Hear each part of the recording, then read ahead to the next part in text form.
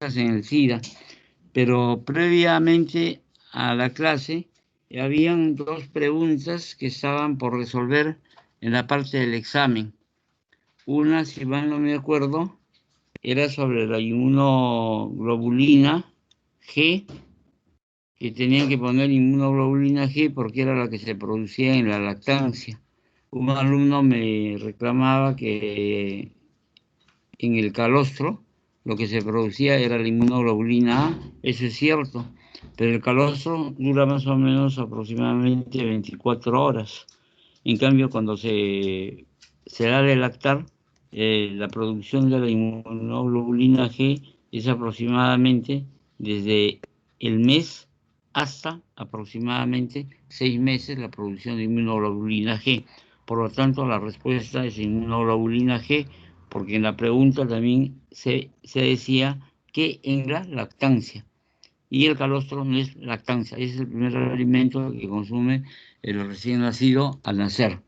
La otra pregunta era referente a que si la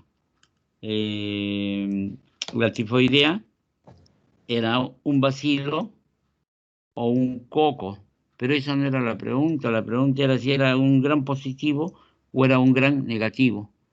Y la respuesta era, creo que, no me acuerdo, creo que la última de las respuestas era que habían puesto coco negativo. El coco y el bacilo son las mismas estructuras, son microorganismos o son organismos animáculos que van a producir enfermedades. Entonces la respuesta correspondería a, creo que habían puesto un gran negativo. Esa era la respuesta. Bueno, si no hay alguna otra pregunta acerca del examen, dejamos por concluido lo del examen y pasamos de frente a hacer la clase. ¿Hay alguna pregunta, alguna objeción del examen? Doctor, buenas. ¿Me escuchan? Sí. Buenas, ¿qué? Soy alumno Acho. Señor, se Rojas. saluda, buenas tardes, buenos días. No, no buenas. Buenas. ¿Buenas qué? Buenas tardes, doctor. Buenas, Fonso, ¿me Buenas puede tardes, decir? doctor. Y yo muy bien acepto. Ya. Sí, buenas tardes, dígame. Dígame. Soy alumno Acho. Soy alumno Acho. Con Echevarría. respecto al examen respecto a la pregunta de la tifoidea, Sí. la pregunta exactamente decía, marque lo correcto de la fiebre tifoidea, ¿no? Que la agente causal es la Salmonella tifi, ¿no? Sí. Y supuestamente la respuesta, entre lo que he enviado, dice que es un coco gran negativo, pero no es un Eso es lo coco, que se ha pues, es un preguntado. vacío, ¿Cómo? pero no es un coco gran positivo, pero un coco gran negativo, es un bacilo gran negativo. Ya. Y dígame, ¿qué diferencia hay entre un bacilo y un coco, aparte de la parte morfológica? Pero, No, contésteme lo que estoy solamente la preguntando morfología, primero. pero según la literatura, si el libro de Kahneman, el libro de Murray, dice que es un bacilo, Sí. y acá dice que es un coco, y en la diapositiva me dice también que es un bacilo. Bacilo, exactamente. Esa pregunta hay que...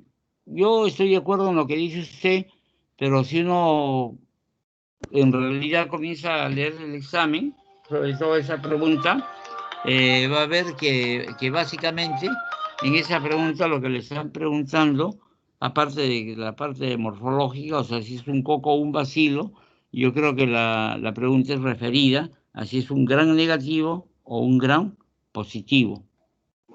Doctor. Bien, de todas maneras, ahora que la doctora Sumaeta va a estar en la clase, yo lamentablemente no le podría cambiar esa pregunta porque yo no la he hecho. Esa pregunta me la mandó la doctora Sumaeta. Entonces hay que preguntarle a la doctora Sumaeta. Entonces ahora cuando venga la parte práctica, yo voy a conversar con ella y le voy a hacer llegar la inquietud que usted tiene. ¿De acuerdo? ¿Aló? Bueno, sí, gracias, doctor. Doctor. Estoy en clases. Dígame. Doctor, buenas tardes. Bueno, ¿quién habla? Doctor, buenas tardes. Me llamo Daniel Sea. Ya, estoy en clase, llámeme más tarde, por favor, en un par de horas, ¿ya? Muchas gracias. Gracias, disculpe. Sí, diga, le escucho.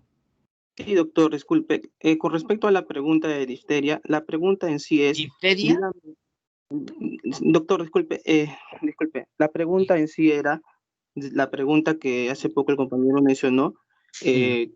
dígame usted la causa, a ver, ahí estoy buscando la pregunta, ahora Es doctor, la disculpe, última. No, sí, no, acá no. está, A ver, sí, a ver. A ver, lea la pregunta. ya. La pregunta dice, doctor, eh, marque lo correcto sobre la Ujú. fiebre tifoidea. Esa es la Ya, pregunta. Marque lo ya, correcto sobre la fiebre tifoidea. ya, Y perfecto. en las respuestas está, ¿afecta ADN? Sí, claro. ¿Es Ya, una fuente de infección de nuevas, o sea, sí, una fuente de infección son el propio enfermo? También. sí, Pero también ya, decía que, y también mencionaba que es un coco, cuando es, doctor, ya, un bacilo. ya, Entonces, perfecto. Perfecto, ¿me escucha? Por favor, mire, esa pregunta es de la doctora Sumaeta. ah, ya, doctor. Entonces, ella es la que tiene que determinar, porque ella me ha mandado la pregunta con la respuesta. No, pero yo como les digo, yo interpreto que lo que la doctora ha querido preguntar si era un positivo o un negativo, porque normalmente cuando uno habla de los gérmenes gran positivos o gran negativos, uno pone en el resultado que si tienen una forma de coco o puede ser en forma de bacilo, etcétera, cosas, ¿no? Pero me parece que ella ha ido a la pregunta por ver si era negativo o si era positivo. De todas maneras, la única que nos puede solucionar ese problema es la doctora Sumaeta. En el Muchas momento de gracias. la práctica yo voy a conversar con ella para explicarle lo que ustedes me están diciendo. De lo otro, sí, de lo que es referente al calostro y a la lactancia, en la lactancia es la inmunoglobulina G y en el calostro es la inmunoglobulina de tipo A. Eso he visto en las diapositivas que el doctor Torres les ha presentado. Ya sé que Sí, en esa pregunta, la única que estaría por determinar sería esa de la tifoidea. muchas ¿De gracias, acuerdo? doctor. Doctor, buenas tardes. Buenas tardes. Le habla el alumno Juan Floriano. Doctor, Ya, disculpe, tengo una consulta de la pregunta 18 de lo que envió de sus respuestas, y es sí, respecto en relación al diagnóstico histopatológico de amiloidosis, se usa ESEPTO. Eh, ya, Revisando las diapositivas, que esa fue clase dictada por el doctor Vázquez, sí. este, hablan el diagnóstico de amiloidosis, ¿no? Habla de Mm, la biopsia de grasa del tejido subcutáneo, de las glándulas salivales, biopsia del órgano, ujú.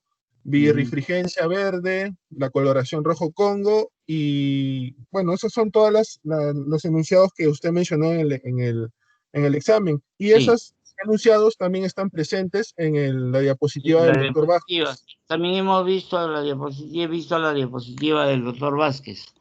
Ujú, sí, y Ya, no sé, entonces, ahí en realidad, si usted lee el enunciado ¿puede leer el enunciado de la pregunta? claro, A ver, lea. en relación al diagnóstico histopatológico de amiloidosis, se usa excepto, ¿no? Mira, se usa, Se no usa, sí, dice se hace. Usar es una cosa y hacer es otra cosa. Entonces, si claro. yo, por ejemplo, escúcheme por favor primero, así como yo le he escuchado, si yo le digo, por ejemplo, para hacer un diagnóstico de amiloidosis, y usted ahí dice, en la misma diapositiva dice, se puede hacer biopsias, pero la Mm, biopsia del órgano, cuando no se tiene un diagnóstico determinado. Póngase el caso, usted paciente, yo le puedo haber diagnosticado una amiloidosis renal por otros métodos, no de la biopsia. Si yo le hago un diagnóstico de una amiloidosis, por ejemplo, renal, por lo general las amiloidosis son a nivel del glomérulo. Los glomérulos solamente se encuentran en la zona de la corteza, porque en la parte medular van a estar por lo general en la parte tubular. Entonces, si ya nosotros tenemos un diagnóstico hecho, no es necesario hacer las biopsias. Solamente se hace, y ahí mismo dice en la diapositiva, en casos que no se tenga un diagnóstico se puede hacer las biopsias. ¿Usted haría una biopsia al corazón para determinar una amiloidosis? Sí, Le pregunto. sí, ¿Usted porque también, haría, sí, también hace una biopsia al corazón, como si nada? bueno, Si como tiene dicen de una que, amiloidosis cerebral, también le hace una biopsia cerebral. No, señor. Es que ese no es el criterio, porque cuanto menos daño se haga, es mucho mejor. El hacer una biopsia, que es con una aguja o con una incisión, yo voy a poder, escucha bien, poder, no estoy diciendo que se puede, sino poder hacer una complicación que en vez de ser provechosa la biopsia, va a ser dañina. También hay que preguntarle al doctor Vázquez, y yo creo que para la manera de ver, la pregunta está muy bien planteada, porque ahí no le está diciendo que tiene que hacer, sino se usa. Se ah, usa, ya, ahí dice la palabra se usa, o no, no dice se usa en el enunciado de la pregunta. no, claro, sí, menciona se usa, ¿no? Es Ya, que, eso doctor, es. disculpe, Por es como, ejemplo, usted usa sal para la comida, sí usa sal, claro, sí. pero en realidad si consume Doctor, mucha no se sal, ¿qué le escucha. va a pasar? Le va a hacer un daño a nivel de lo que es hipertensión arterial por el cloruro de sodio. Ujú. ¿Ya? Ah, ya, Pero doctor, de todas disculpe, maneras hay que preguntarle, yo no tengo ningún problema por preguntarle. claro, ¿Ya? doctor, sí, como ¿Qué esto estaba pregunta es? presente en las 18 diapos, dice, ¿no?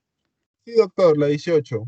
Ya, entonces, ya 18, a la doctora al doctor Vázquez y a la doctora Zumaeta le hacemos la pregunta. ¿Ya? Ya, Perfecto. doctor, muchas ¿Alguna gracias. otra cosa más ya para pasar a la clase? Bueno. ¿Hay alguna otra objeción en las preguntas?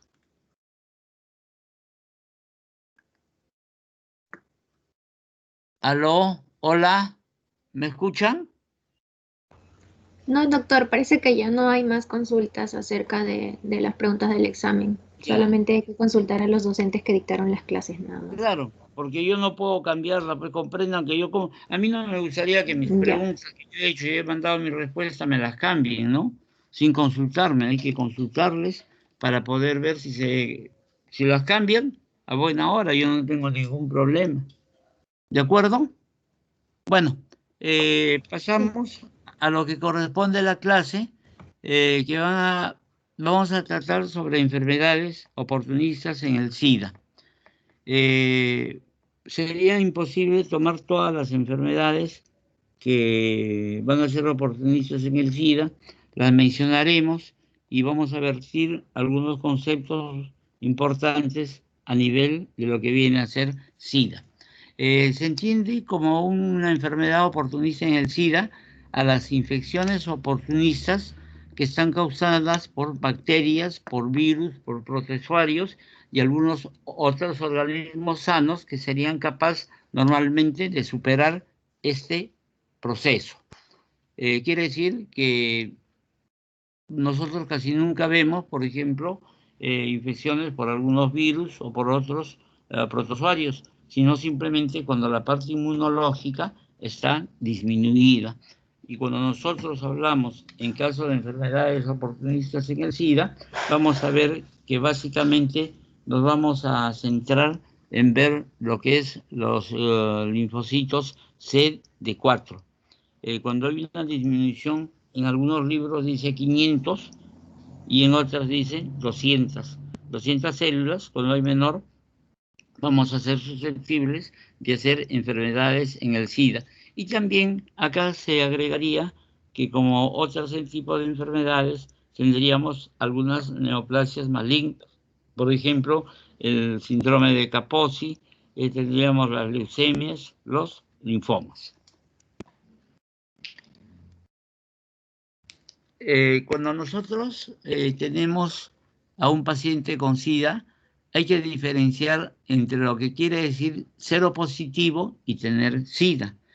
Por lo general se usa solamente ese paciente que tiene SIDA, cuando es seropositivo, pero nosotros debemos tener presente que los seropositivos están infectados, pero no tienen síntomas, no hacen la enfermedad. Prácticamente entonces no hacen una enfermedad oportunista en el SIDA. Los enfermos de SIDA también están infectados, pero ya tienen síntomas por infecciones oportunistas. Espero que esto esté bastante claro para que no haya problemas posteriormente en la evaluación. Tenemos que ambos pueden transmitir el VIH por estar infectados, pero pueden infectar a otras personas si no se toman las precauciones pertinentes.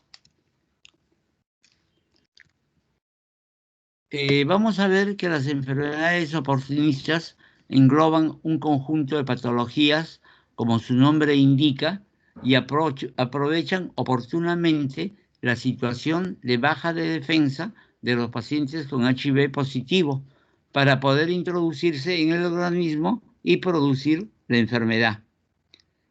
Por ejemplo, en el caso de las pergilias, nosotros en nuestras casas, por lo general, convivimos con el aspergillus, pero si no tenemos una disminución inmunológica, no nos va a afectar el aspergillus como tal.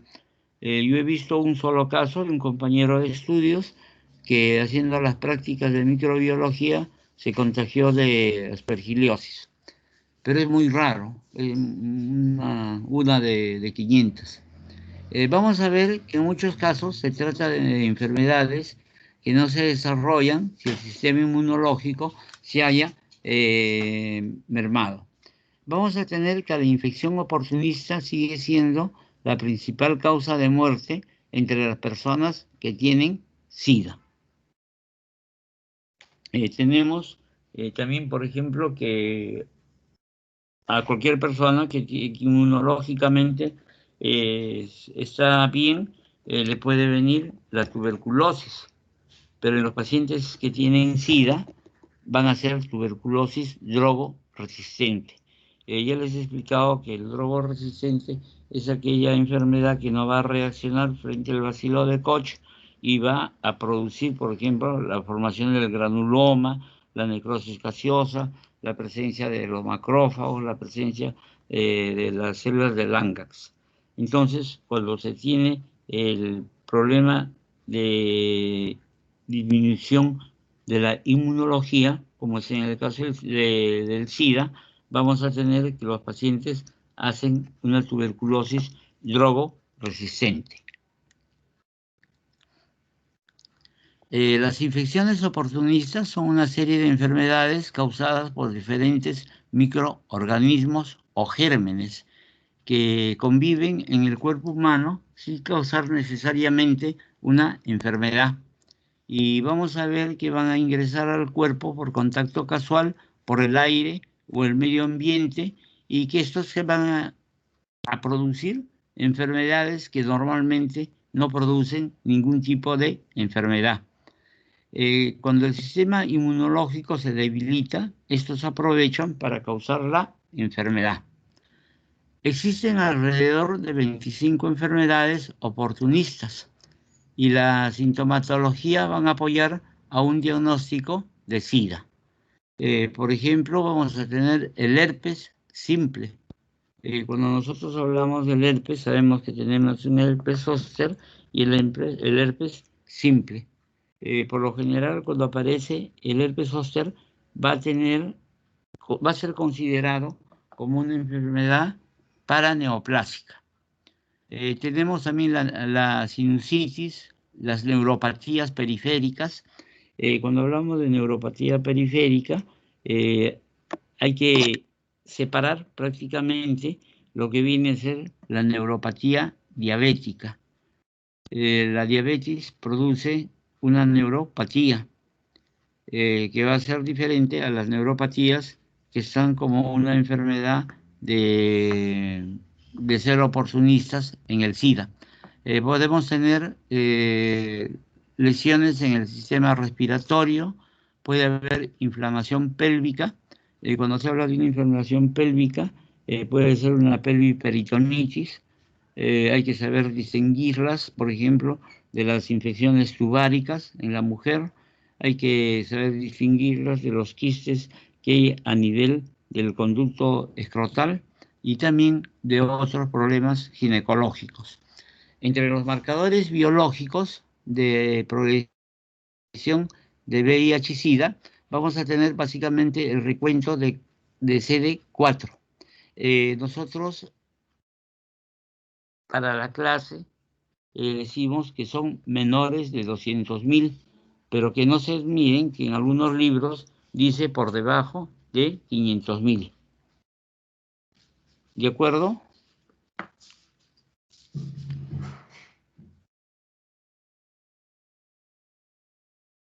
Vamos a ver que el origen de las infecciones oportunistas va a ser una reactivación de una infección latente adquirida antes de la causa más frecuente. Vamos a tener entre las causas más frecuentes la tuberculosis, el Toxoplasma gondii, el Pneumocystis carini, y vamos a tener virus, sobre todo del grupo del herpes. Esta infección puede ser exógena y se va a adquirir por vía digestiva, por ejemplo, el Isospora belli, el Cryptosporidium, y por vía respiratoria vamos a tener al criptococo. Sobre el crecimiento de los microorganismos saprofitos en la piel, por ejemplo, tenemos la parte de las micosis, sobre todo la candidiasis. Puede ser una candidiasis oral, una candidiasis esofágica, una candidiasis vaginal y también podemos tener candidiasis a nivel del estómago, a pesar que en el estómago vamos a tener un contenido de tipo ácido. Ciertas infecciones pueden asociarse con frecuencia a los hábitos de algunas personas con el VIH. Por ejemplo, en las endocarditis, con los que consumen drogas parenterales, o sea, las drogas por vía de inyectables.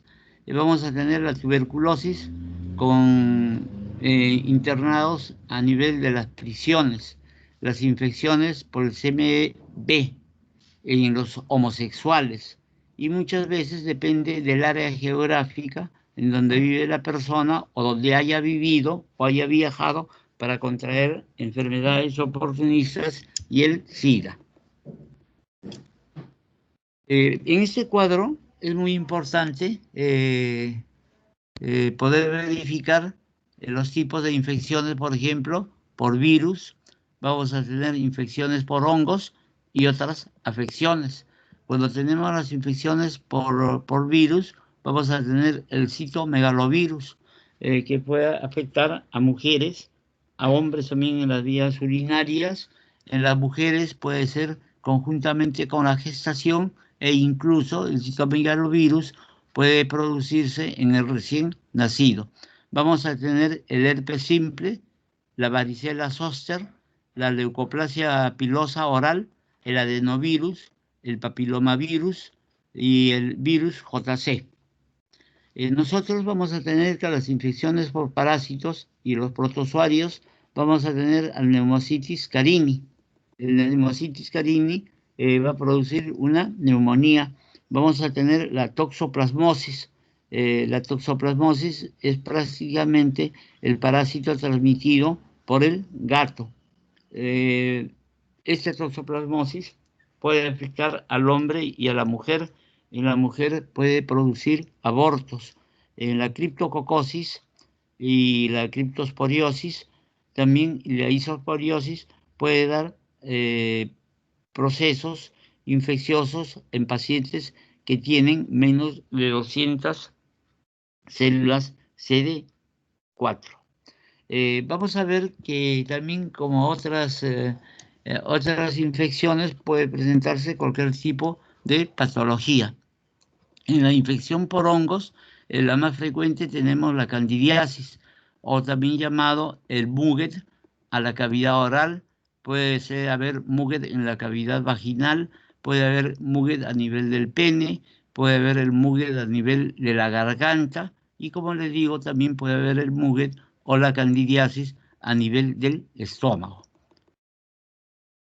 Vamos a ver que cuando hay meningitis, el germen que puede producir con mayor intensidad e incluso puede llevar a la muerte en menos de 24 horas va a ser el criptococo. Entonces, cuando tenemos el criptococo, por lo general la criptococosis es producida por las aves en las excretas, cae a la tierra y uno puede inhalarlas y por vía oral puede hacer una infección del criptococo que puede producir una meningitis. Tenemos también la histoplasmosis. La histoplasmosis, nosotros tenemos lugares, por ejemplo, cerca en la selva hay unas cuevas de la lechuza, en Tingo María, en donde vamos a ver que personas que ingresan y tienen algún problema de inmunodeficiencia van a hacer la histoplasmosis. Tenemos la aspergillosis, como le dije, que convive con nosotros en las casas. Y vamos a tener la blastomicosis y la coccidioidomicosis. Tenemos también infecciones por bacteria. Por ejemplo, tenemos las microbacterias del MAC, las neumonías bacterianas, la enterocolitis bacteriana y vamos a tener la tuberculosis, como ya se les ha dicho, pero es la tuberculosis drogo-resistente. Otras afecciones podemos tener el síndrome de desgaste. Ese síndrome de desgaste es aquel síndrome que va a producir un gran adelgazamiento en las personas. Puede producir dermatitis seborreica, puede producir sinusitis, el sarcoma de Kaposi. Cuando hablamos del sarcoma de Kaposi, es un sarcoma vascular, pero hay que tener cierto cuidado al hacer un diagnóstico de Kaposi e indicar que puede ser patógeno por el SIDA. Se dice que el sarcoma de Kaposi en personas menores de 60 años va a estar relacionado con el SIDA. En personas mayores es una enfermedad netamente de los vasos sanguíneos. También hay que hacer diagnóstico diferencial con lo que viene a ser la verruga peruana o la enfermedad de Carrión en su fase dérmica. Vamos a tener las hepatitis, vamos a tener en el sistema endocrino, vamos a tener manifestaciones neurológicas, va a tener presencia de los linfomas. Nosotros nos tenemos que acordar que cuando hablamos de los linfomas, hablamos del linfoma no Hodgkin y del linfoma Hodgkin. También tenemos que tener presente los linfomas dérmicos, como es de los dos tipos de sarcoma, de linfomas a nivel de la piel. Tenemos también manifestaciones orales como la gingivitis y las enfermedades periodontales.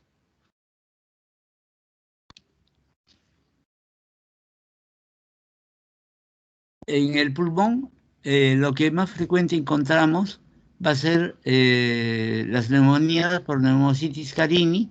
Es una afección pulmonar que afecta aproximadamente entre el 70 al 80% de personas infectadas por el VIH. En la boca vamos a tener básicamente el muget o las candidiasis. Es muy frecuente. Y también a nivel de lo que viene a ser el introito vaginal, la vagina y a nivel del pene. Vamos a ver que en el hígado puede resultar infectado por el Mycobacterium avium. El Mycobacterium avium puede ser intracelular. Esta bacteria es poco común y puede afectar también a los pulmones. y también afecta a la médula ósea. Cuando tenemos el cerebro, podemos tener el Toxoplasma gondii, porque el Toxoplasma gondii puede inquistarse a nivel del cerebro, a nivel del ojo o a nivel de los músculos. Es muy parecido a lo que viene a ser el cisticerco.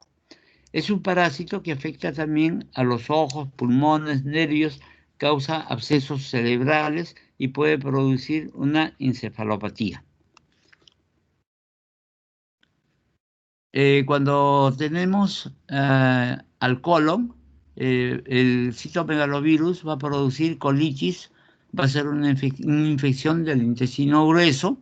Este virus puede afectar también a los ojos, al esófago y a los pulmones, produciendo una neumonía.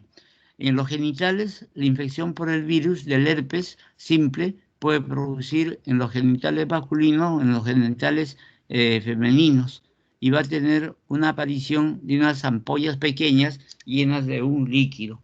Es tan similar como se presenta el herpes a nivel del labio. Vamos a tener dos formas de este tipo de virus, que vamos a hacer el tipo 1, que va a ser el VHS1 y el VHS2. El tipo 1 se asocia habitualmente a infecciones de los labios y de la boca, y el 2 va a ser a nivel de los genitales. Los tipos de las enfermedades oportunistas puede ser la neumonía por Pneumocystis carini, la tuberculosis, la candidiasis, el CMV, el herpes, las enfermedades por el MAC, la toxoplasmosis, el sarcoma de Kaposi y el criptococo.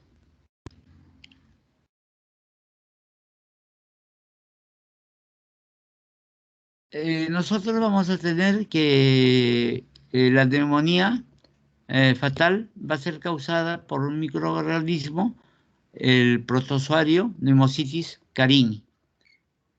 Vamos a ver que es una de las enfermedades oportunistas más comunes en el VIH. Vamos a tener que sin tratamiento puede llegar a afectar a un 85% de los seropositivos. Los pacientes con menos de 200 células, les vuelvo a repetir que en algunos otros libros hablan de 500 células, menos de 500. Nosotros acá en la diapositiva estamos colocando que es 200, menos de 200 células CD4. Los primeros síntomas, cuando tenemos las enfermedades oportunistas, vamos a tener que va a tener una dificultad para respirar, va a tener fiebre, tos seca y pérdida de peso y sudoración nocturna. A pesar de encontrarse entre las primeras causas de muerte en los pacientes con SIDA, es una enfermedad que puede tratarse y resultar prevenible. La que causa mayor cantidad de muertes en un paciente sidoso, o sea que ya está teniendo una disminución de 200 células CD4, va a ser la tuberculosis drogo resistente.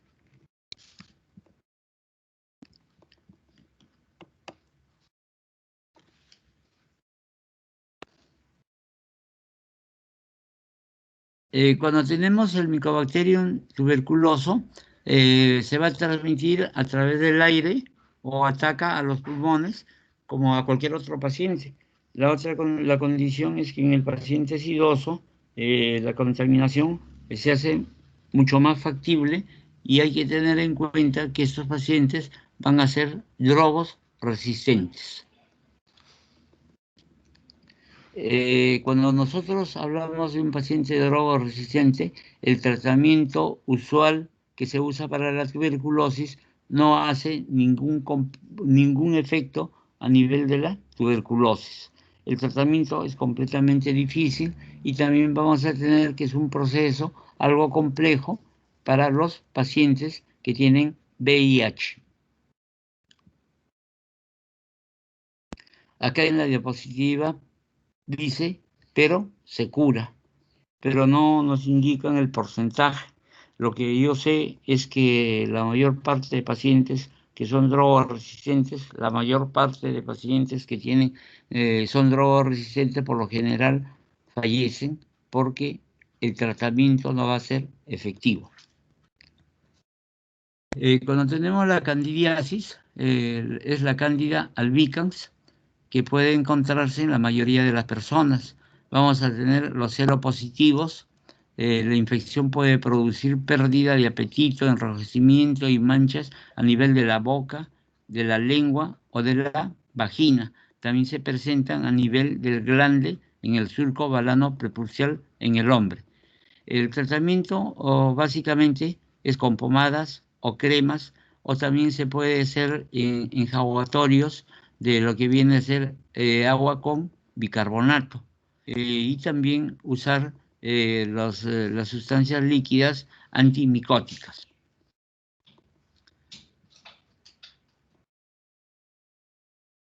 Los niveles elevados de azúcar pueden también favorecer a la presencia de la cándida. Cuando ustedes tengan a una persona, a una dama, que le detectan micosis, teniendo aparentemente unos cuidados de higiene adecuados, nosotros inmediatamente debemos pensar que ese paciente puede ser un paciente diabético. En la diabetes se presenta con mucha facilidad la cándida.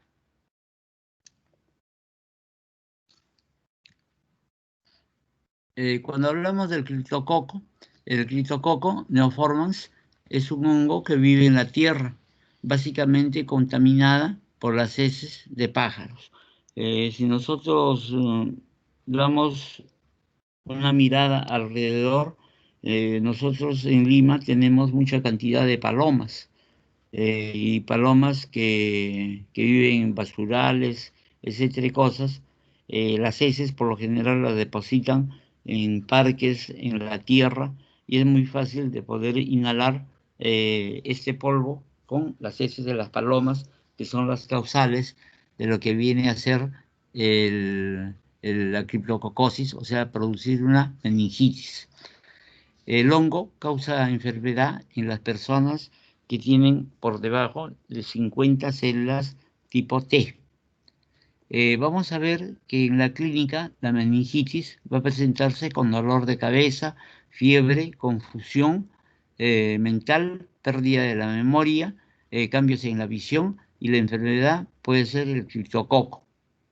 En los pulmones puede ocasionar fiebre, sudores nocturnos y dificultad respiratoria. La profilaxis primeramente consiste en que las personas que son HIV positivo deben estar alejados del lugar de las palomas, porque es una causa muy frecuente de producir la criptococosis. El criptococo se diagnostica con una coloración de tinta china. Se va a ver unas formaciones redondeadas, globosas, que principalmente puede atacar a nivel del cerebro, produciendo meningitis.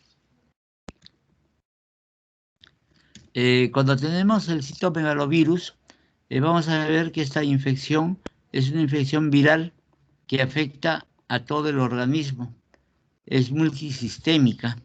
Puede ser una enfermedad que puede originar diarreas, meningitis, y con más frecuencia pueden presentar la rinitis, pueden producir retinitis, pueden producir lesiones a nivel de la retina, pueden producir ceguera. No sé, aproximadamente un 90% pacientes se presentan en pacientes con HIV, pero también se puede presentar por una zoonosis, que es el dato, en pacientes que no tienen HIV y producen también las mismas lesiones antes mencionadas. El tratamiento básicamente del citomegalovirus va a ser controlar al virus, y la mayor parte de pacientes con HIV pueden abandonar el tratamiento específico cuando alcanzan un nivel superior de 200 células CD4. El virus del herpes simple puede provocar lesiones de tipo oral y de tipo genital. Vimos que había un virus del grupo 1 que producía el herpes labial y del herpes 2 que producía las lesiones genitales. Las lesiones son muy similares a las que se presentan en la región oral, sobre todo en el labio. Estos tipos de lesiones se repiten cíclicamente. Por lo general, cada 8 o cada 10 o cada año se presentan este tipo de lesión a nivel del labio o a nivel de los genitales. El tratamiento básicamente se puede hacer con retrovirales. Es preferible no echarle ningún tipo de sustancias como la violeta genciana, el aceptil, etcétera, cosas. Simplemente con retrovirales se puede tratar este tipo de lesión y mejorar sobre todo la cantidad de linfocitos T. Cuando hablamos del MAC, viene a ser el Mycobacterium complejo avium. Es intracelular. Normalmente es muy difícil de poder contagiarse, pero cuando se tiene disminución de los linfocitos CD4, en la clínica puede haber fiebre recurrente, puede haber malestar general, fatiga, anemia por los problemas de digestión y puede haber incluso una pérdida de peso bastante considerable. Y la pérdida de peso es en muy poco tiempo. En las infecciones por el MAC se puede mostrar con cierta probabilidad entre los seropositivos con cantidades de CD4 por debajo de 50.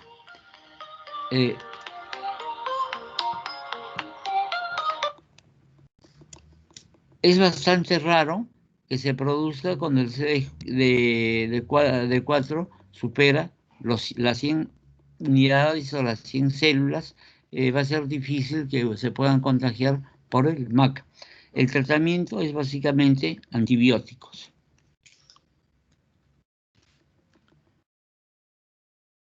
Cuando tenemos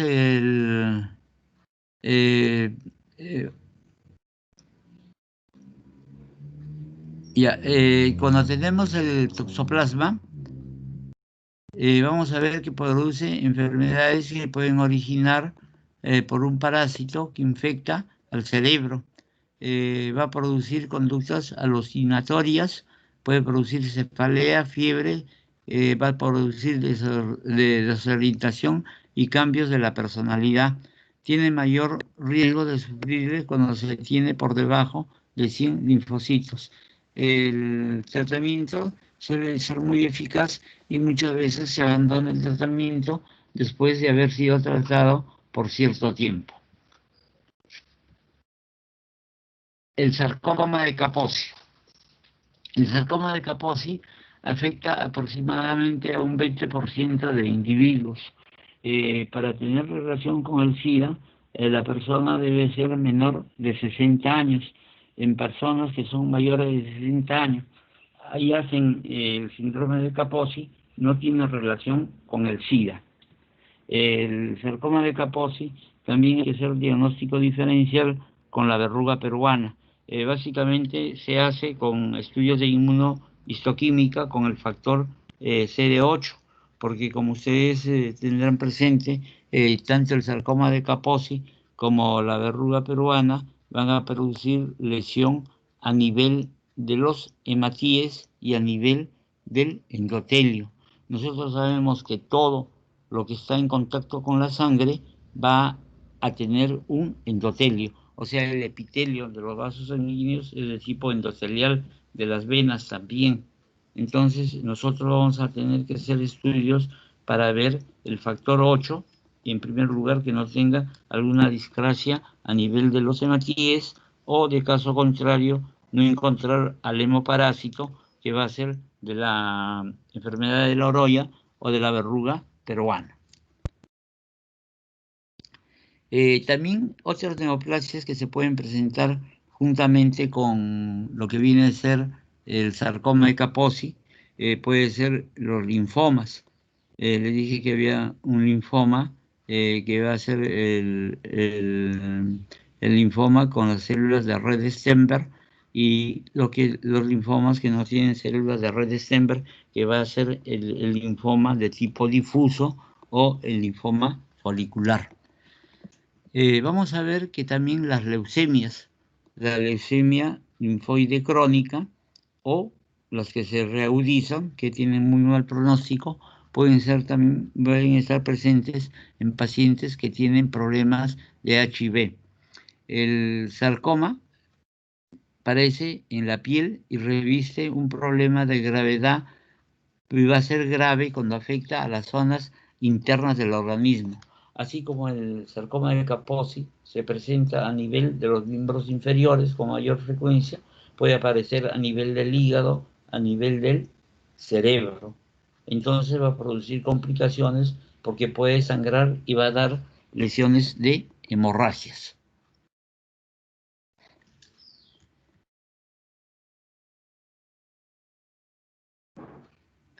El síndrome de lipodistrofia viene a ser el consumo y prácticamente la desaparición de la grasa corporal. El paciente sidoso es un paciente muy adelgazado porque tiene el problema de la lipodistrofia, o sea, disminución de la grasa. Nosotros prácticamente tenemos la grasa, el tejido adiposo, para hacerles acordar que el tejido adiposo en las personas básicamente es el tejido adiposo, el amarillo o la grasa blanca. En los animales que invernan, por ejemplo en el oso polar, vamos a tener la grasa parda, pero también en los humanos tenemos la grasa parda a nivel del cuello, de las axilas, a nivel del retroperitoneo.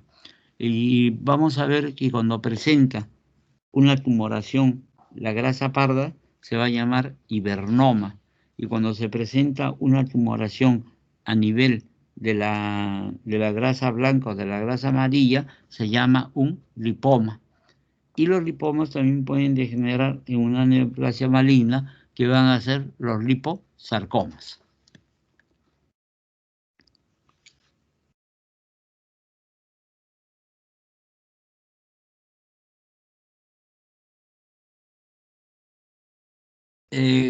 Otro tipo de enfermedades que tenemos la histoplasmosis, que es una enfermedad por un hongo, también producida por las aves y por el excremento de los murciélagos.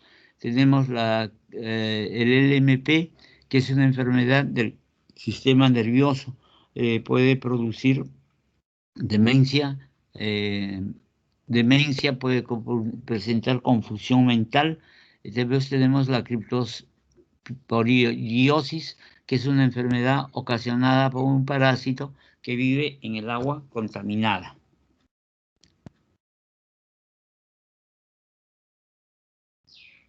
Vamos a ver algunas diapositivas de lo que viene a ser el sarcoma de Kaposi, y miren, observen este tipo de lesión. Miren, es una mancha media marrón vinosa, que tiene los bordes completamente irregulares. Es una lesión de tipo vascular. Miren cómo se presenta. Se puede hacer estudios de inmunistoquímica, y también vamos a ver que la lesión va a ser a nivel sobre todo del endotelio. Nosotros sabemos que cuando se presenta este tipo de lesiones, hay que hacer estudios para descartar la posibilidad que no haya este tipo de lesiones a nivel del cerebro o a nivel de lo que viene a ser el hígado, el vaso, porque cuando se rompen van a sangrar.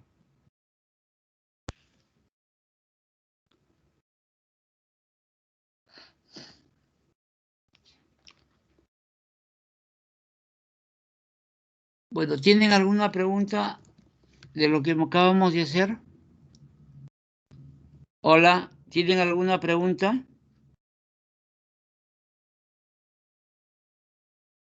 Lisette.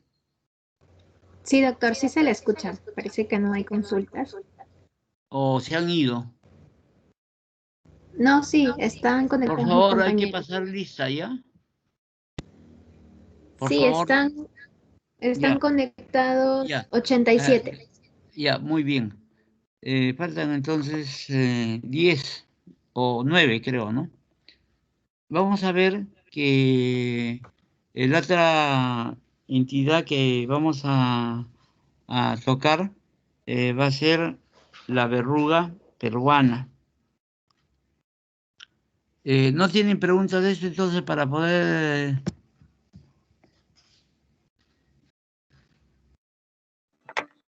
Buenas tardes, doctor, ¿cómo está? Sí, Hola, me escucha, mi nombre es Pedro Almeida. Me gustaría hacerle unas preguntas acerca sí, del tema dedicado al día de hoy. ya. ¿Podría, por favor, volver a...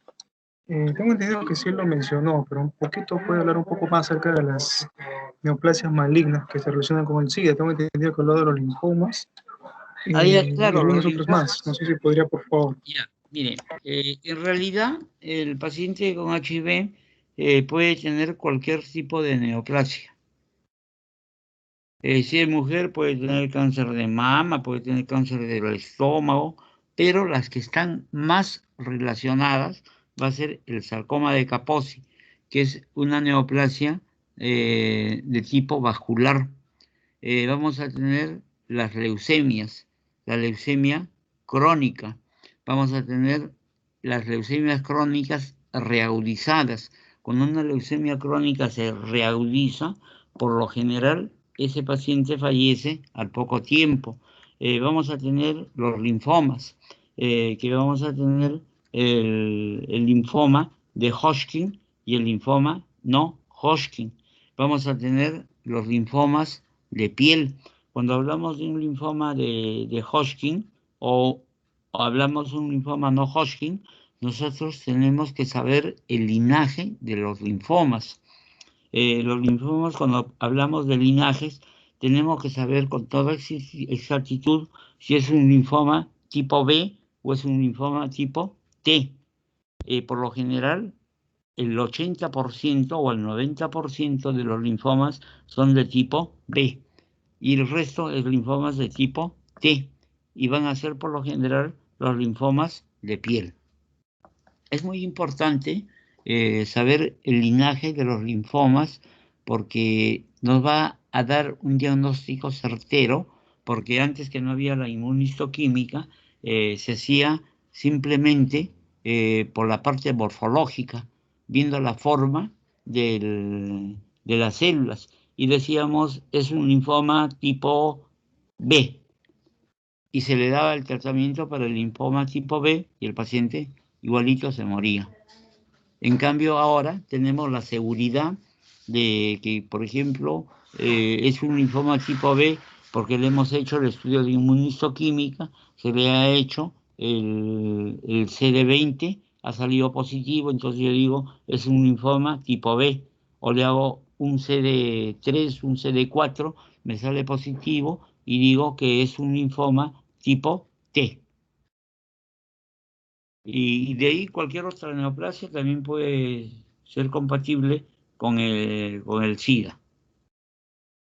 Hay que tener mucho cuidado para hacer esos diagnósticos, porque acuérdense que el paciente sidoso, dentro del cuadro clínico, va a tener hiperplasias ganglionares.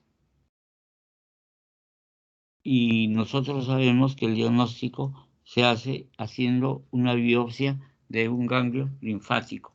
Lógicamente que también hay linfomas extranodales, o sea, linfomas que no se encuentran a nivel de los ganglios linfáticos.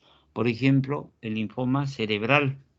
Pero para que exista un linfoma cerebral, tenemos que demostrar que ningún ganglio debe tener linfoma, porque si se tiene un ganglio con linfoma, ya el linfoma cerebral no sería primario, sino sería un linfoma secundario.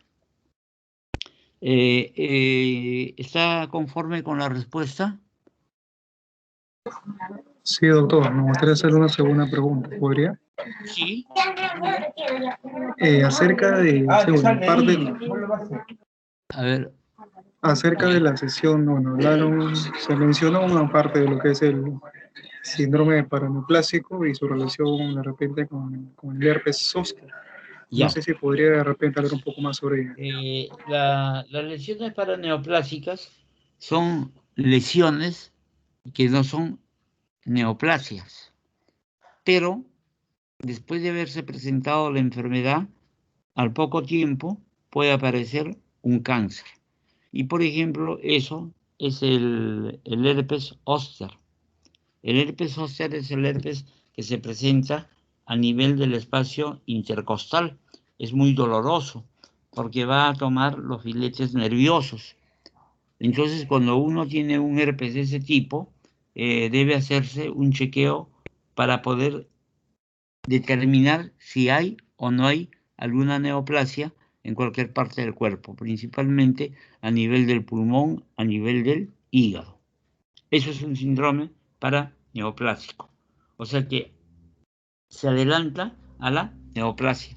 Pero no crea que porque le vino herpes ya necesariamente va a tener el cáncer posteriormente. Nosotros hay que comprender que en medicina no hay nada absoluto, ¿no? Entonces, eso es el concepto de lo que se tiene de una enfermedad paraneoplásica. ¿Alguna otra pregunta? Para pasar al segundo tema. Sí, doctor, buenas tardes. Soy Abigail Mango. Sí, dime, Abigail. ¿Todos los síntomas que va a presentar un paciente con SIDA van a ser producto de las enfermedades oportunistas que presente? ¿O hay No, síntomas propios no. del... El SIDA tiene una sintomatología propia, pero también va a ser una sintomatología poliorgánica. No solamente ataca a un órgano. El SIDA te puede atacar al sistema nervioso, te puede atacar al sistema linfático, te puede atacar a la parte hematológica, te ataca al pulmón, al estómago, al hígado, a todos los órganos, ¿no? Entonces, ¿qué es lo que pasa? Que como hay una disminución del sistema inmune, entonces nosotros convivimos normalmente con ciertos microorganismos que van a ser como unos parásitos que están con nosotros, pero que no nos pueden producir una enfermedad. Pero es suficiente que nuestra inmunidad disminuya para que estos microorganismos o estos animáculos, como se le llaman, puedan producir la enfermedad. Por ejemplo, el aspergillum. Tú en tu casa dejas tus zapatos 2, 3 días y tus zapatos se forman con unas pelusas blancas. Dejas un pan y también se forma una pelusa. Esa pelusa es el aspergillus. Nosotros cuántas veces habremos comido hasta alimentos que guardamos y que tienen esa pelusa, ni cuenta nos damos y no nos produce ningún tipo de enfermedad. Pero cuando tienes la inmunidad disminuida, eso te puede producir una aspergiliosis o te puede producir cualquier tipo de enfermedad. Nosotros, por ejemplo, cuando subimos a un ómnibus, a un micro, estamos en contacto con tantas personas que pueden ser tuberculosas y no siempre nos contagiamos de tuberculosis. Tenemos que tener alguna deficiencia de tipo inmunológica o de tipo constitucional para poder hacer la enfermedad. Entonces, las cosas clásicas que se ven en el SIDA, primeramente vamos a tener que el color de la piel se va a formar, va a dar un color medio terroso, va a aparecer lesiones dérmicas, puede aparecer lesiones herpéticas, puede aparecer el muget o puede aparecer lo que llamamos la candidiasis. En la mujer que aparezca, por ejemplo, una candidiasis a nivel vaginal. Entonces nosotros tenemos que pensar que puede ser un oportunista o de caso contrario la persona es una persona diabética, porque en las personas diabéticas también puede aparecer el Muget o la candidiasis, o de caso contrario pensar que es una persona promiscua. Entonces todos esos factores tienes que verlos, ¿no? Pero no tiene una característica única específica, es multiorgánica y al órgano que ataca va a ser la manifestación clínica que tiene. La otra característica importante en el SIDA es el periodo de diarreas que se tiene. Uno constantemente puede tener diarrea porque come cosas contaminadas en la calle, pero si tienes un proceso diarreico, por ejemplo, de 30 a 40 días, ya es sospechoso, ¿no? Entonces, inmediatamente te tienes que hacer tus pruebas, el Western Blot, y tienes que hacerte la prueba que no es muy efectiva, así como para el coronavirus, para buscar el core del virus. Entonces, si te sale positivo, si te sale una disminución de las células CD4, es muy posible que vas a hacer enfermedades oportunistas al SIDA. ¿Conforme? Sí, doctor, gracias. Ya, perfecto. ¿Alguna otra pregunta más, por favor?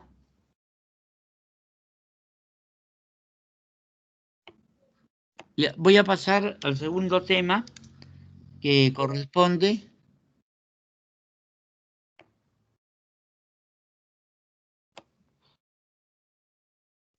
Doctor, hay una pregunta de un alumno. Ya que la haga nomás, pues antes de empezar. Doctor, una Ya, consulta. este, Buenos días. Sí, dime. Creo que es otro compañero, pero yo también tengo otra pregunta. Ya. ¿Cómo apellidas? Yo ¿Cuál soy es tu Ramírez Rivera, doctor. Ramírez Rivera? Brian. Sí, Aldo. doctor, Ya, dime. ¿a qué se debe, por ejemplo, de que hay unas personas que tienen el SIDA, pero no manifiestan síntomas? En cambio, hay otras personas, por ejemplo, que sí tienen el SIDA, pero sí presentan síntomas. Ya. Ustedes no han hecho la clase de SIDA, ¿no? Sí, lo hicimos en el tema de En el seminario. inmunodeprimida. Ya. Bueno, mira, tú te puedes contagiar con el SIDA. Tienes al virus del SIDA, pero no haces la enfermedad. Estás en un periodo de ventana, que en cualquier momento puedes debutar haciendo una enfermedad oportunista. En ese momento que haces la enfermedad oportunista, te conviertes en un paciente sidoso. Mientras tú tienes el virus del SIDA y no haces la enfermedad, estás en el periodo de ventana, o sea, eres un portador del SIDA, que sí puedes contagiar, pero no tienes ninguna sintomatología. ¿Me comprendiste o tienes alguna duda? No lo entendí muy bien, doctor. Por favor, ¿podría repetirlo un poco mejor? A ver, voy a tratar de aprender a hablar. Mira, cuando una persona se contagia con el HIV, puede tener un tiempo, que ese tiempo puede ser 2 meses, 3 meses, un año, como en periodo de ventana. ¿Qué quiere Ya. decir el periodo de ventana? El periodo de ventana quiere decir el lapso que tú estás conviviendo con el virus, pero no has hecho la enfermedad sidosa. Porque para que te digan que tienes la enfermedad del SIDA, que eres sidoso, tienes que hacer una enfermedad oportunista. O sea, quiere decir que tus linfocitos CD4 tienen que disminuir por debajo de 200. Entonces, hay cantidades aproximadas que te dicen, por ejemplo, el citomegalovirus es hasta más de 10 virus no te da el citomegalovirus, de 10 células CD4. el hecho que tú estés en periodo de ventana, como te repito, no vas a dejar de contagiar a otra persona. Tú puedes contagiar porque tienes el virus latente. Lo que pasa es que tu organismo se está defendiendo y todavía no hace los oportunistas con el SIDA. Cuando haces oportunistas para el SIDA, vas a dejar el periodo de ventana y vas a ser un paciente sidoso. Pero por lo general te sale positivo en los análisis, en el Western Blot, etcétera, cosas, entonces ya te dicen, tiene SIDA. No es que tiene SIDA, sino estás contaminado por el virus del SIDA. Esa es la razón. Doctor, entonces todo depende de las enfermedades oportunistas, ¿no? Para manifestar la enfermedad del Todo SIDA. depende de tu CD4. Bueno, claro, eso también. Eso es Ya, básico, doctor, porque gracias. si tú tienes una buena cantidad, no vas a enfermar de los oportunistas. El valor normal es aproximadamente 1400 células. Claro. ¿Quién quería hacer otra pregunta? ¿Alguna otra pregunta, por favor? Sí, el alumno Almeida, solo que parece que se le ha ido su audio, pero lo ha escrito en el chat. Dice, ¿hay alguna forma rápida de diferenciar un sarcoma de Kaposi con la verruga? Claro, por supuesto. Les dije, creo que se hacía un factor 8. El factor 8 va a salir positivo en la verruga peruana. Y es más, para la verruga peruana nosotros vamos a ver los hemoparásitos, que el hemoparásito es el bacilo. Lo que hay que tener cuidado es de no confundir, por ejemplo,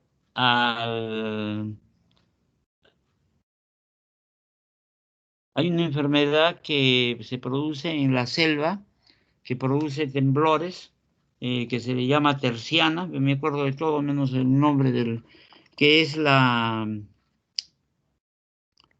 eh, que es producida también por la picadura de un mosquito, que también hay hemoparásitos, pero son diferentes. Entonces hay que hacer diagnóstico diferencial entre la verruga peruana y ahorita me acuerdo el nombre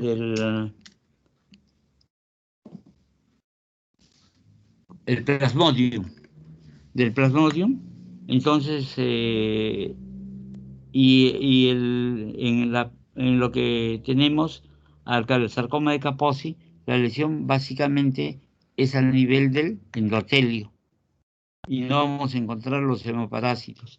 Yo tuve un caso en Chiclayo, cuando hubo el, el conflicto con el Ecuador, en donde a los soldaditos los llevaban a Chiclayo pensando que tenían plasmodium y les daban el tratamiento y llegaron a Chiclayo con una hemoglobina de 2.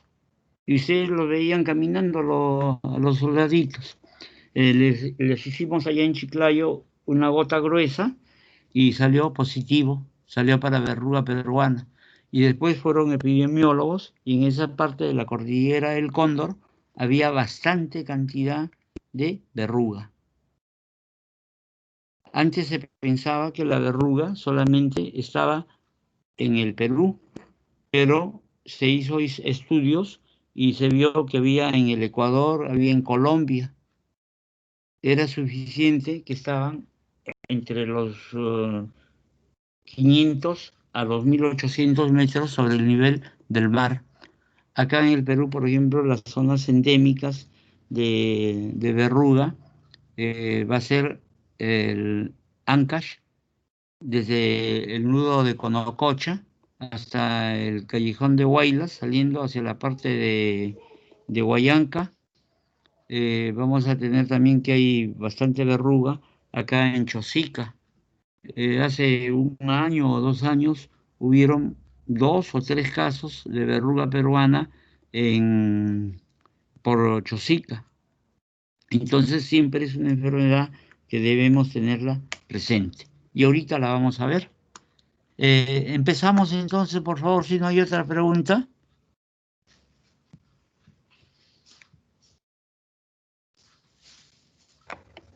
Parece que no. Floriano Infantes, ¿vas a preguntar porque tu mano la has levantado? No sé si va a preguntar o si A no ver, para continuar con el profesor. ya que pregunte de una vez para empezar, por favor.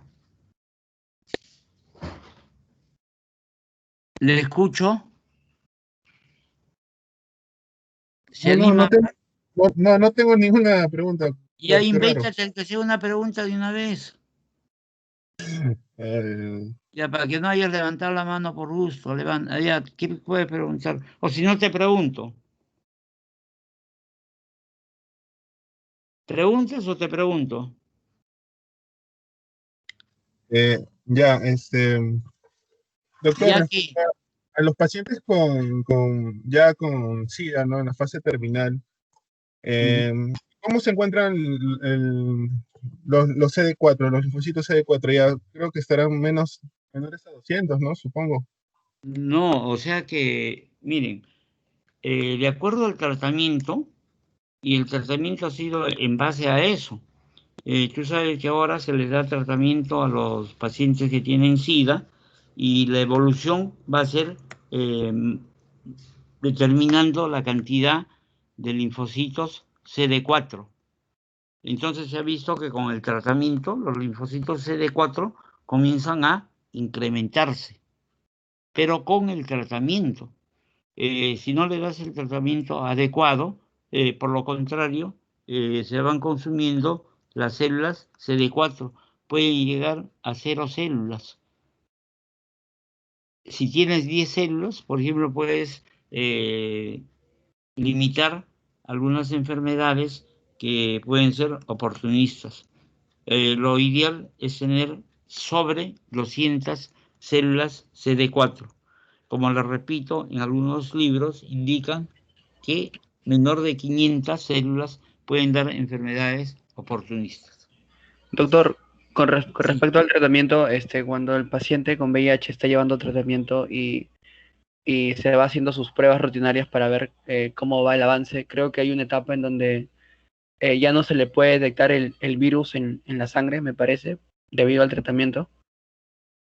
Bueno, nosotros no encontramos al virus en la sangre. Lo que se hace es la reacción, por ejemplo, de determinación del core del virus. Acuérdate que los virus no tienen núcleo y tienen un core. Entonces se determina por el core del virus. Entonces, por el core del virus, por medio del ADN, es como la prueba para la enfermedad que estamos teniendo. Actualmente lo que se hace es la detección del ADN, y que es la prueba que te va a indicar que hay un virus, pero tú no vas a verlo al virus. Lógicamente que si tú haces cultivos y haces estudios, se va a poder detectar al virus. Esos estudios lo hacen los virólogos. No estoy seguro, no creo que no hay ningún virólogo acá en el Perú, ¿eh? No se podría decir, no sé, pero hemos tenido acá un centro de estudio de virología en la Marina. En el Hospital de la Marina vino un hospital especializado en virus de Estados Unidos, el NAMRIN, en donde se comenzó a hacer las pruebas del SIDA. Claro, mi pregunta iba más o menos porque había recordado que creo que había una etapa en donde era indetectable, o sea, muy aparte del periodo de ventana, o sea, llevas el tratamiento y creo que a raíz del tratamiento ya no se puede detectar el virus, Ni pero la reacción tampoco del ADN, porque para poder ver el tipo de virus hay que hacer el ADN, hay que hacerle un RPR, y nosotros ahí podemos ver.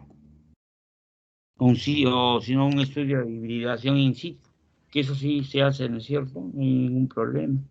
Pero ver el mismo virus, no sé si estarán todavía trabajando ahí en el NAR, en la Marina, no le podría decir eso, sí. Bueno, pasamos a la segunda parte del tema que nos tocaba ver. Doctor, hay una última pregunta. No sé si la va a resolver o continúa con la clase. Ya, a ver, ya la última de una vez. Ya. La última pregunta es a cargo del alumno Freddy Bailón Lavado, que dice, ¿por cuánto tiempo puede durar el periodo de ventana como máximo? Bueno, no está determinado exactamente, pero sí sé que puede durar hasta un año o más. Pero no le podría decir exactamente si el periodo de ventana, pero por lo general el periodo de ventana puede durar de meses a un año. Eso es lo que describen, ¿no? Pero algunos pueden quizá durar algo más o algo menos. Listo, ahora sí empezamos, por favor. Vamos a Ya. tener... Doctor, ¿podría darle por favor en la copita porque se ve muy pequeño? ¿Y por qué no te pones lentes? Se ve muy Ahora pequeño, doctor. porque- se va a borrar todo, Liseta. ¿Le doy? Solo denle en la copita, no le vaya a dar en otra Ya. parte. Ya, ahí está, perfecto. Se perdió el puntero. Ah, no, está bien. ¿Ven el puntero? Sí, doctor, sí se ve. Todavía no ¿Se está ve? cargando. Sí, doctor, sí se ve. Ya, listo. Entonces, la bartonelosis. Esta enfermedad de la bartonelosis es una enfermedad infecciosa producida por la bacteria del género Bartonella. Nosotros vamos a ver que la Bartonella va a ser la causante de la enfermedad de Carrión o la fiebre de las trincheras, enfermedad también del arañazo de gato, por la angiomatosis basilar, por la peliosis hepática, por la bacteremia crónica, por la endocarditis, por la linfoadenopatía crónica y las enfermedades neurológicas. Entonces a nosotros lo que nos interesa ver ahora, la Bartonella en relación a lo que viene a ser la enfermedad de Carrión o la enfermedad de la verruga peruana, que también antes se le conocía como la enfermedad de Carrión, como una entidad aparte a lo que era la verruga peruana. Entonces nosotros lo que sabemos que la especie Bartonella está altamente adaptada al huésped y al reservorio. Se produce porque es transmitida por la picadura de un anófeles a una persona enferma y luego pica a una persona sana y le transmite la enfermedad. Cuando se construyó acá el ferrocarril del centro, o sea, que el que iba a La Oroya, y también por eso se le llamaba la enfermedad de La Oroya, hubo un señor que era Meissner, que era un Vladimiro, ¿no? Porque era una persona, pero que se metía en todo y nada hacía bien. Entonces este señor agarró y comenzó a construir el ferrocarril del sur, que llegó hasta La Oroya. Entonces los trabajadores eran gente que iba de Lima, de Huancayo, y estas personas enfermaban con fiebres altas y tenían dos tipos de lesiones. Una lesión de tipo crónica y una lesión de tipo aguda. Cuando presentaban la lesión aguda, estos pacientes tenían, por favor, apague la, señora, apague su micro, por favor.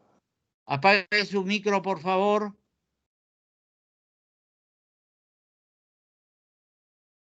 Entonces, la fase aguda consistía en que el paciente hacía anemias muy severas y esas anemias les producían muchas veces las muertes.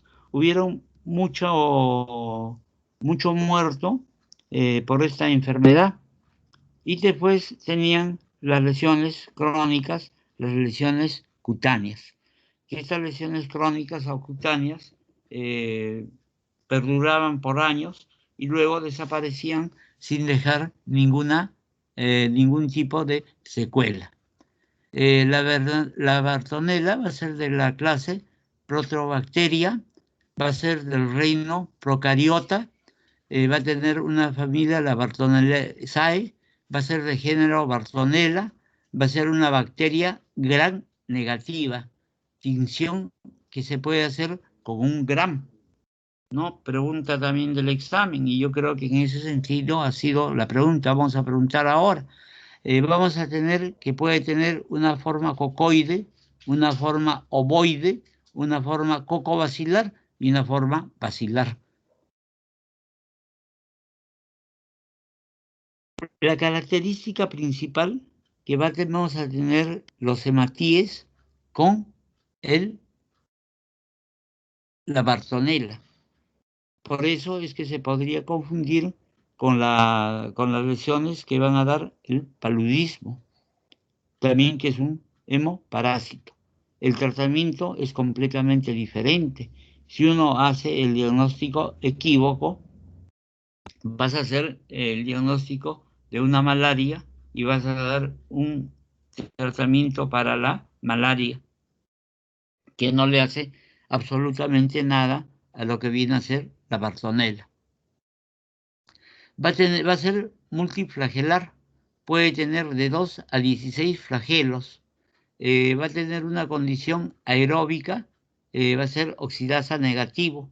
El tamaño es aproximadamente de 2 a 3 micras de largo. Se va a colorear también con Yemsa, con el Rai, con la Leishmania, y vamos a tener Romanowski también para la coloración de la Bartonella. Pero acuérdense que es un gran negativo.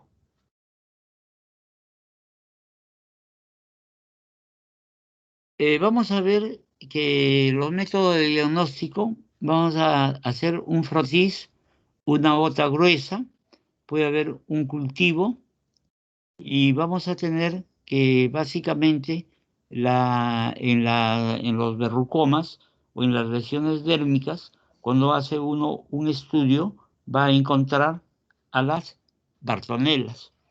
Nosotros en Chiclayo hicimos la inoculación al cuy y luego al cuy le apareció una tumoración a nivel del cuello. Lo sacrificamos al cuy y hicimos el estudio histopatológico de la tumoración y encontramos que eran Bartonelas. Se le comenzó a dar el tratamiento para la Bartonella y los pacientes mejoraron espectacularmente.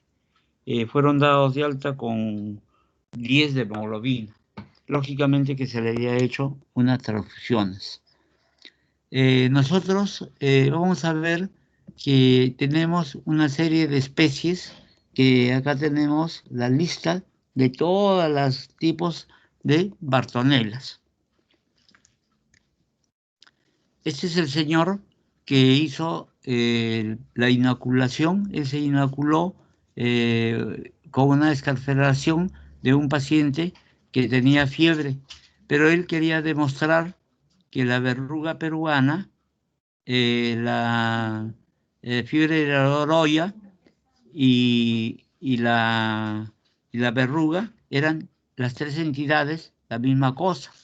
Y a las 3 semanas aproximadamente comenzó a hacer los cuadros febriles y que comenzó a tener una anemia severa que aproximadamente a los 21 días falleció.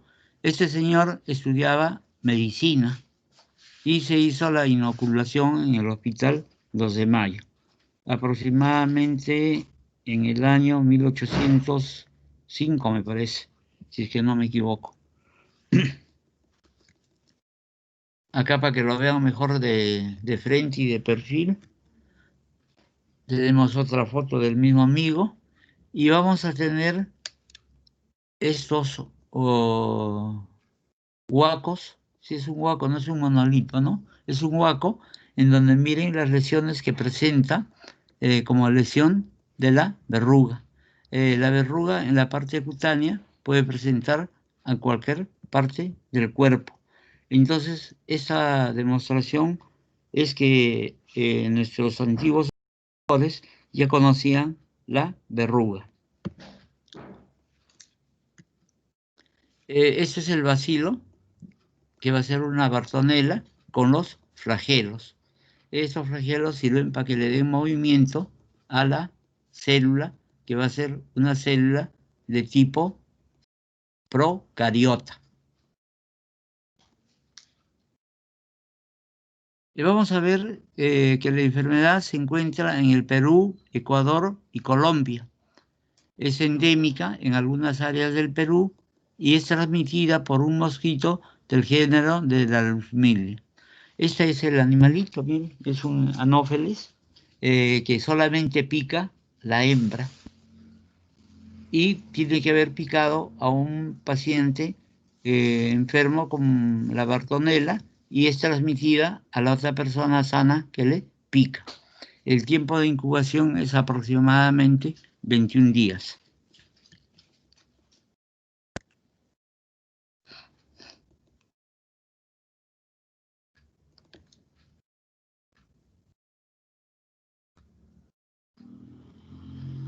Bueno. Vamos a ver acá si nosotros observamos, estos van a ser los hematíes, miren, y dentro del hematíe va a estar el hemoparásito. Se tiene que ver con las coloraciones especiales. Este es un azul de Prusia, en donde perdón, esta es una coloración en donde es difícil de poder observar la parte de los hemoparásitos. Los hemoparásitos van a producir la lisis de los hematíes y por eso es la razón de la anemia que se presenta. Y se presenta una anemia bastante severa. Esta es la fase aguda, es la fase hemática. Y vamos a tener la fase cutánea, que va a ser la fase crónica.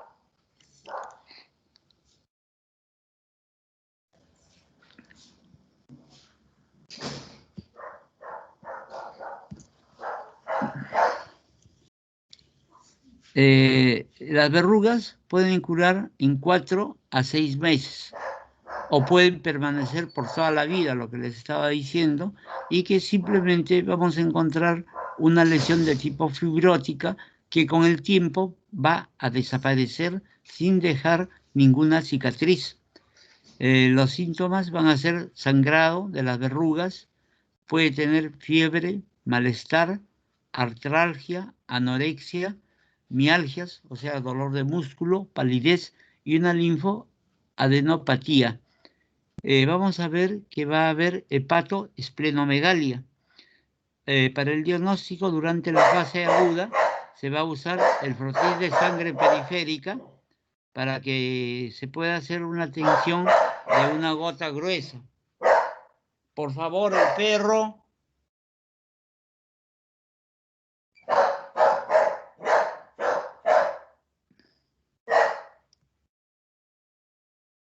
Vamos a ver que en el diagnóstico lo usado es la coloración de Yemsa.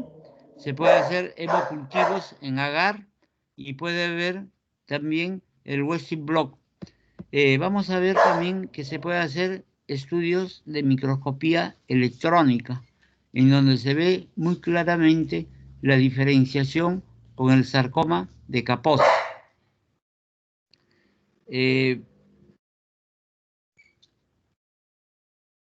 Estas son las lesiones cutáneas. Miren, vamos a ver otra lesión cutánea en donde se puede... Miren, todo esto, si ustedes se acuerdan de la lesión que vimos, es muy parecido al sarcoma de Kaposi.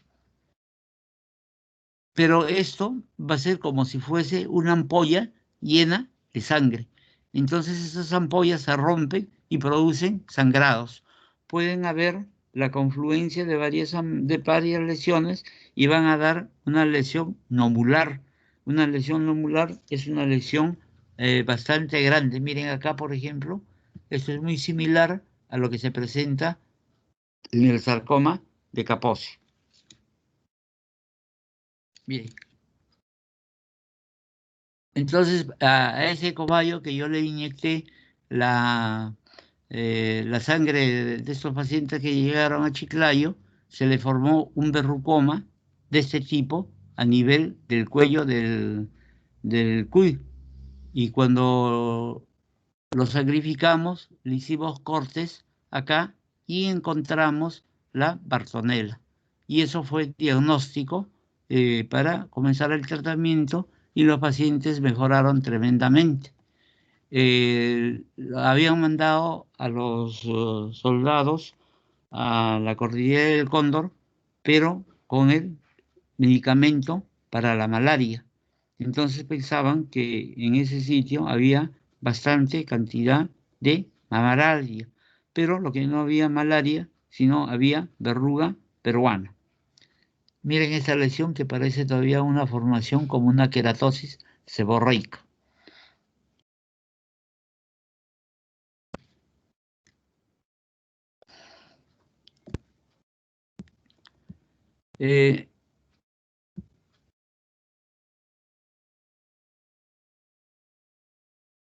Ahora sí se fue la señal. Ya, nuevamente, felizmente regresó. Entonces tenemos que acá tenemos la señal de la lesión que viene a ser la fase cutánea. Doctor, disculpe, Dime. ¿me escucha? ¿Sí? Doctor, parece que ha dejado de compartir su diapositiva. Ah, ya. Entonces tengo que volver a salir Sí. de acá para... Espérate, por favor.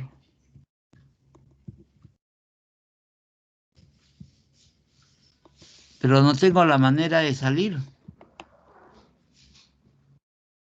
Tendría que regresar a... no me Sí, escucho, ingrese ¿no? nuevamente a la reunión. Tendría que volver a salir. Y Ingrese, voy ingrese a en Patología acá. General a Ya. la reunión y luego le da a compartir. Por favor, el perro.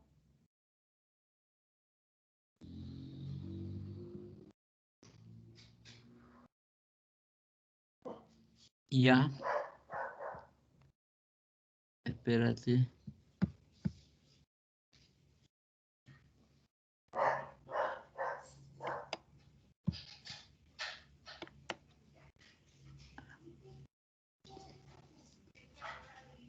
Nevi, por favor, el perro. Una bulla terrible, pues no puedo dictar clases.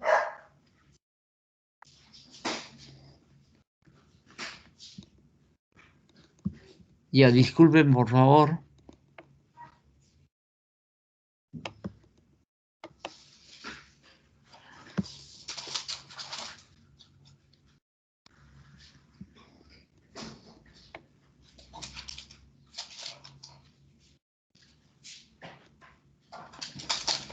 Ya, doctora, parece que está cargando, pero hay que esperar un ratito. Ya, perfecto, para poder agrandarlo.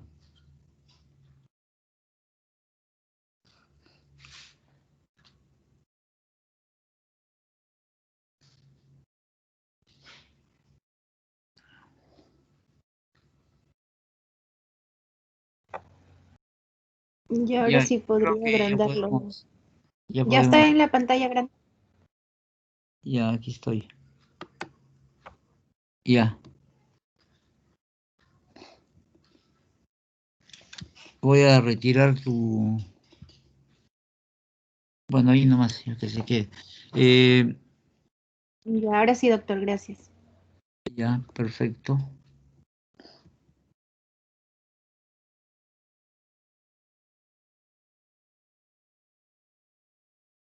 Esos son los verrucomas, ¿no? Ya eso hemos visto.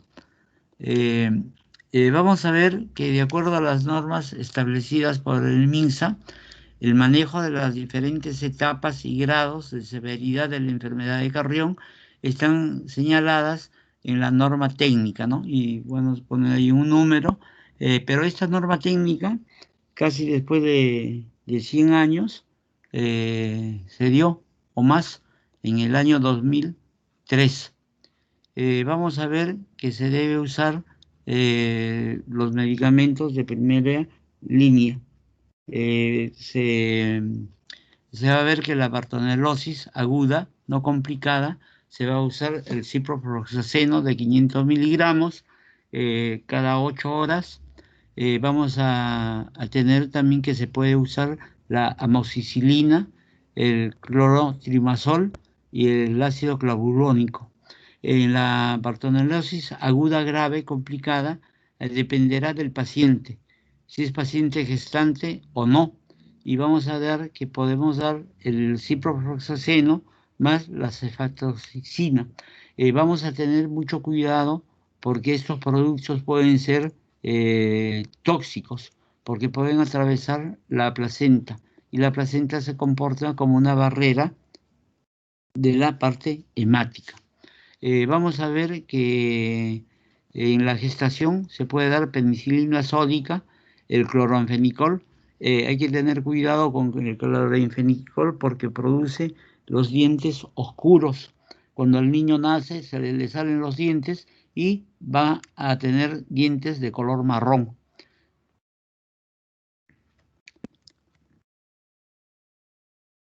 Bueno, eso es todo lo de verruga peruana. Y ya tengo listo también para la tuberculosis. ¿Alguna pregunta? ¿Me escuchan? ¿Hola? ¿Hola? Sí, doctor, sí se le escucha. Ya. Acabamos. ¿Alguna pregunta, por favor, acerca de bartonellosis o de la verruga peruana?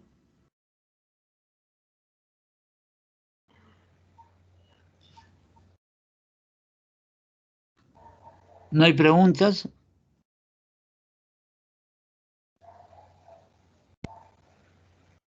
Ya, perfecto. Entonces van a pasar, por favor, a compartir a cada uno de sus docentes para hacer la parte práctica. Yo en ese momento voy a hacer la consulta a la doctora Sumaeta y al doctor Vázquez.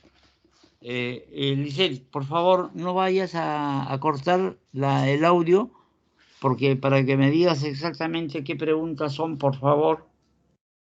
Ya, doctor, antes de que se retire de la llamada, de repente se va a retirar, para que descargue la lista de asistencia. Ya, pero primero voy a llamarles, ¿ya? Doctor, Ya. doctor, buenas tardes. Sí, buenas tardes, dígame. Yo quería hacer una pregunta Ya, hágala. con el tema de VIH. No me había quedado claro. Ya. Con respecto a las personas que reciben tratamiento, o sea, son VIH positivos y están recibiendo tratamiento, Sí. ¿estas personas siguen siendo, pueden seguir siendo contagiosas? O sea, ¿pueden seguir transmitiendo la enfermedad a pesar que está llevando tratamiento? Mire, ¿O cómo? yo le hago una pregunta. Si tú sabes, por ejemplo, que una persona del sexo femenino